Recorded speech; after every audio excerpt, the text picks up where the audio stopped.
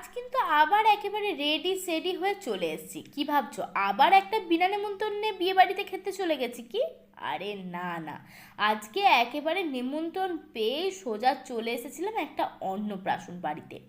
আর মানে বুঝতেই পারছো, খাওয়া দাওয়াটা কিন্তু বেশ জম্পেশ করেই হবে। তার আগে দেখিয়ে দিই, এই যে ছোট্ট সৌমাভর আজকে হচ্ছে অন্নপ্রাশন।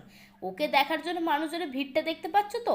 চারপাশটা ঘুরে ফিরে দেখার পরে আমার মেন নজর যেটা, সেটা হচ্ছে এই খাবার দাবারের দিকে। প্রথমেই চলে এসেছিলাম স্টার্টার কাউন্টারে, দেখলাম বেশ কিন্তু খাবারের আয়োজন রয়েছে। প্রথমে যেটা নিয়ে নিয়েছিলাম এটা হচ্ছে সেই ক্রিস্পি চিলি বেবিকর্নটা, যেটা খেতে কিন্তু বেশ ভালো ছিল। আর তারপরে এই যে রেশমি কাবাবটা, ওহ, এটাও তো একেবারে সেই লেভেলের ছিল। আর তারপরে কিন্তু এখানেই শেষ নয়, এরপরে নিয়ে নিয়েছিলাম এই পাপড়ি চাটটা, এটাও অসাধারণ। নেক্সট ব্লগে আসছে পুরো খাবারের মেনু, দেখতে থাকবে কিন্তু।